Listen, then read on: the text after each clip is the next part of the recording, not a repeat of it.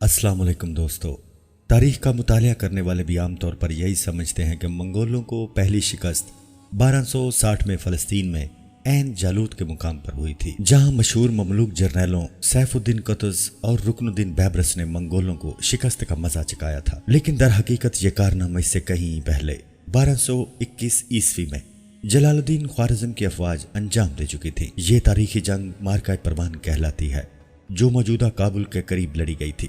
جلال الدین بذات خود بھی بہت بہادری سے لڑا اور ایک غیر معمولی کامیابی حاصل کی۔ یہ تھی منگولوں کی پہلی شکست، جس کے ساتھ یہ تاثر تو ختم ہو گیا کہ وہ ناقابل شکست ہیں۔ یہ موقع تھا ایک فیصلہ کن لڑائی کا، لیکن عین اسی موقع پر جلال الدین خوارزم شاہ کی فوج میں پھوٹ پڑ گئی۔ کہا جاتا ہے کہ جھگڑا مال غنیمت کی تقسیم پر شروع ہوا تھا اور بڑھتے بڑھتے یہاں تک پہنچ گیا کہ فوج کے افغان دستے الگ ہو گئے اور سلطان کے پاس آدھی سے بھی کم فوج رہ گئی۔ اس صورتحال میں بھاگنے کے سوا کوئی چارہ نہیں تھا، کیونکہ اب تعاقب میں کوئی اور نہیں تھا، خود چنگیز خان تھا بنفس نفیس۔ یہاں سے وہ گریٹ اسکیپ یعنی عظیم فرار شروع ہوتا ہے، جس کا اختتام بالآخر دریائے سندھ کے کنارے پر ہوا۔ 24 نومبر 1221 عیسوی کو اٹک کے قریب نیلاب کے مقام پر ایک خون ریز مارکہ ہوا۔ جلال الدین یہاں بھی بڑی بہادری اور دلیری سے لڑا، لیکن منگولوں کی عددی برتری انہیں کامیابی کے بہت قریب لے آئی۔ یہاں جلال الدین نے وہ فیصلہ کیا جس نے چنگیز خان کو بھی حیران کر دیا۔ دراصل اس جنگ کا مقصد ایک ہی تھا، جلال الدین خوارزم شاہ کو پکڑنا۔ اس ہدف کو دیکھتے ہوئے جلال الدین نے ایک عجیب فیصلہ لیا، اپنے گھوڑے سمیت دریائے سندھ میں چھلانگ لگا دی، اور اس سے بھی حیران کن بات یہ ہے کہ دوسرے کنارے پر بھی پہنچ گیا۔ یہ مقام آج بھی گھوڑا ترپ کہلاتا ہے، یعنی وہ جگہ جہاں سے گھوڑے نے چھلانگ لگائی۔ یوں جلال الدین چنگیز خان کے ہاتھوں میں آتے آتے نکل گیا۔ خود چنگیز کا درباری مورخ ملک جوینی تاریخ جہاں کشا میں لکھتا ہے کہ تب چنگیز نے اپنے 2 بیٹوں سے مخاطب ہو کر جلال الدین کی طرف اشارہ کیا اور کہا، بیٹا ہو تو ایسا۔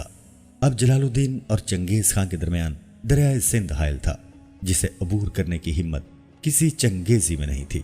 ایک کنارے پر چنگیزی فوج تھی اور دوسری جانب تن تنہا سلطان، جس کا حوصلہ توڑنے کے لیے چنگیز نے اس کے تمام اہل خانہ کو دریائے کنارے قتل کروایا، عورتوں بچوں سب کو۔ یوں جس تعاقب کا آغاز دریائے آمو سے ہوا تھا، بالآخر دریائے سندھ پر ختم ہو گیا۔ اب جلال الدین خوارزم شاہ کے قدم ہندوستان میں تھے۔ یہاں سلطان دلی شمس الدین التمش کی حکومت تھی۔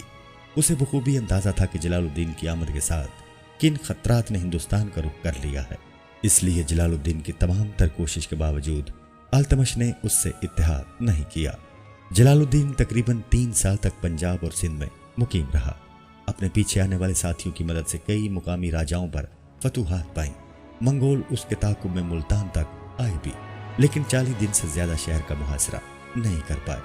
جلال الدین دریائے سندھ کے کنارے ملتان سے دیبل تک ایک حکومت بنا چکا تھا۔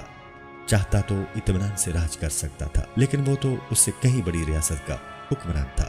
کم از کم اسے زمانے کے رائج قوانین کے مطابق تو اسلامی دنیا کی سب سے بڑی حکومت کا جائز اور حقیقی جانشین تھا ہی۔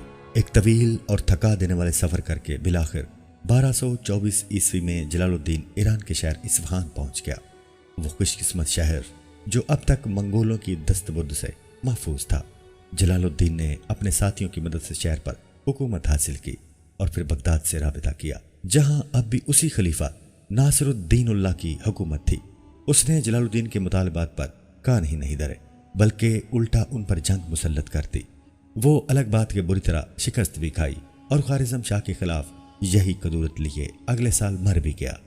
سلطان جلال الدین نے دیگر مسلمان حکمرانوں سے مدد طلب کی کہ آؤ اس مشترکہ دشمن یعنی منگولوں کے خلاف مل کر لڑیں، لیکن یہ سب اتنا آسان نہیں تھا۔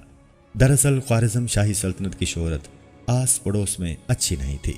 انہوں نے اپنی حکومت سلجوقوں، غوریوں اور غزنیوں بلکہ سب سے لڑ کر بنائی تھی۔ وہ تو عباسی خلافت کے بھی درپے تھے، اس لیے جب ان پر برا وقت آیا تو کسی نے مدد کو ہاتھ نہیں بڑھایا۔ پھر یہ بھی واضح رہے کہ اگر جلال الدین کامیاب ہو جاتا تو وہ مسلم دنیا کی سب سے بڑی سلطنت کا حکمران بن جاتا، جو شاید ایک مرتبہ پھر اپنے تمام پڑوسی ریاستوں کے لیے خطرہ بن جاتی۔ تب جلال الدین تقریباً 7 سال وسطی و شمالی ایران میں مسیحی، باطنی عناصر اور اپنے مخالفین کے خلاف جد و جہد کرتا رہا۔ اور بالآخر 1231 میں منگولوں کے ایک شب خون میں شکست کھائی۔ اس دن کے بعد اسے دوبارہ کبھی نہیں دیکھا گیا۔ مسلم تاریخ کے اس افسانوی کردار کی موت پر بھی اسرار کے کئی پردے پڑے ہوئے ہیں۔ چند مورخین کہتے ہیں کہ جلال الدین منگولوں کے خلاف میدان ہی میں شہید ہو گیا۔ کچھ کہتے ہیں میدان سے فرار کے بعد اس نے کرد پہاڑی علاقوں کا رخ کیا، جہاں ایک دیہاتی نے لباس اور جواہر کے لالچ میں سوتے ہوئے قتل کر دیا۔ کچھ مورخین کا کہنا کہ جلال الدین نے ایک صوفی درویش کا روپ دھار لیا تھا اور اپنی باقی زندگی زاہدوں کی طرح گزاری۔ بہرحال آخری جنگ کے وقت اس کی عمر محض 31 سال تھی۔ یوں منگولوں کے خلاف مزاحمت کی علامت کا خاتمہ ہو گیا اور اب مسلم دنیا میں انہیں روکنے والا کوئی نہیں تھا، یہاں تک کہ 1258 عیسوی میں سقوط بغداد بھی ہو گیا۔ وہ شہر جس نے منگولوں کو خوارزم شاہ پر حملے کی دعوت دی گئی تھی، اس بری طرح تباہ و برباد کیا گیا کہ دوبارہ کبھی پرانی شان و شوکت حاصل نہ کر سکا۔